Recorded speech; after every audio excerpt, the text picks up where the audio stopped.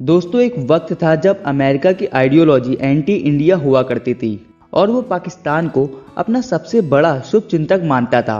पर ऐसा क्या हुआ कि वो आज सामने से फ्रेंडशिप प्रपोजल भेज रहा है। दरअसल आज की तारीख में नए जियोटिकल ग्राउंड यानी इंडो पैसिफिक का सबसे बड़ा खिलाड़ी भारत है।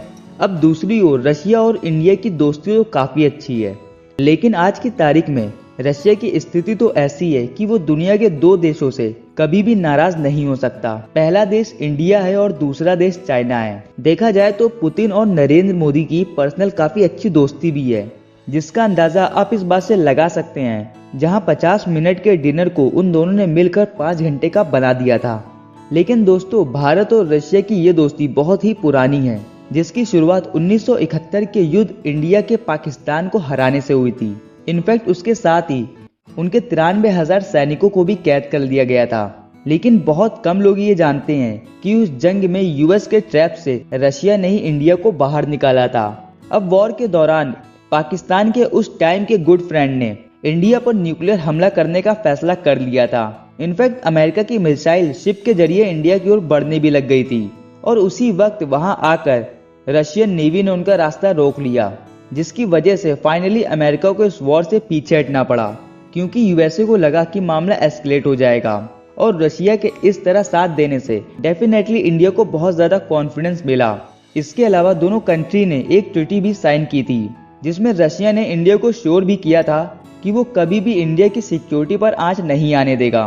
इंडिया और रशिया के बीच अब एक अच्छी खासी अंडरस्टैंडिंग है और इसलिए दोस्ती निभाते हुए इंडिया भी रशिया से वेपन्स खरीदता है, उसे बिजनेस देकर। इंडिया के लगभग 50% डिफेंस इक्विपमेंट रशिया से ही आते हैं। और खास बात तो ये है कि जब यूएस ने इंडिया को रशिया से ऑयल खरीदने से मना किया था, तो इंडिया ने कम करने की बजाय इंपोर्ट और बढ़ा दिया। अब दोस्तों जान लेते हैं इंडिया और अमेरिका के रिश्ते के बारे में भी। तो दोस्तों, जैसा कि हम लोग पहले से जानते हैं कि इंडिया और अमेरिका की दोस्ती पहले तो कुछ खास अच्छी नहीं थी कि वो इंडो पैसिफिक एरिया को एशिया पैसिफिक बोलते थे, केवल इसलिए कि इंडिया इसे इंडो नाम से रेफर ना कर सके।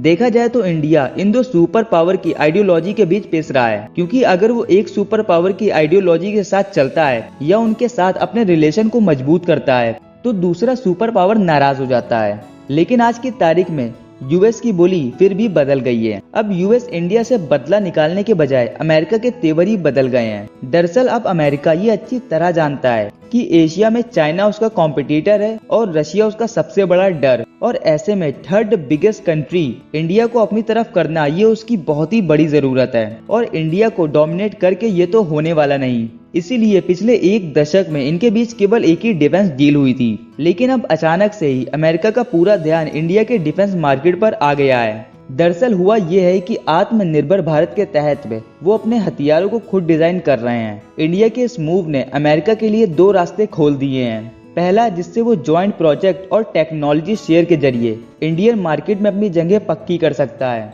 और दूसरा, वो रशिया को आसानी से इंडियन मार्केट से बाहर कर सकता है। और एक खास काम भी है इंडिया का जियोपैथिकल पार्ट डिजाइन करना।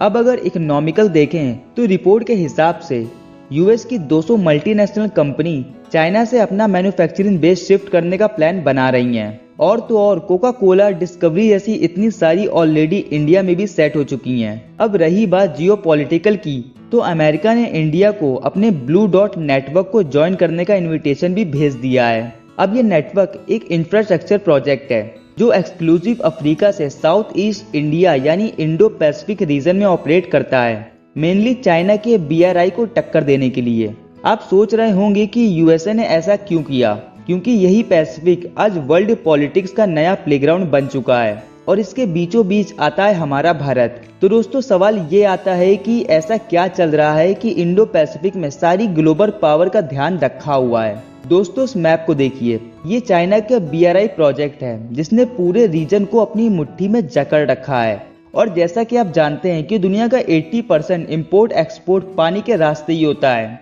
जिसमें से 5 में से 3 शिप इंडो पैसिफिक के रास्ते ही जाते हैं। तो आप समझ ही गए होंगे कि ये एरिया कितना इम्पोर्टेंट है। अब दोस्तों इन सभी चीजों के बीच इंडिया कहाँ स्टैंड करता है, क्या आपको पता है? इस एरिया में इंडिया की सेंट्रल पोजीशन को देखते हुए जापान के एक्स प्रेसिडेंट इसका नाम इंडो पैसिफिक रख दिया था।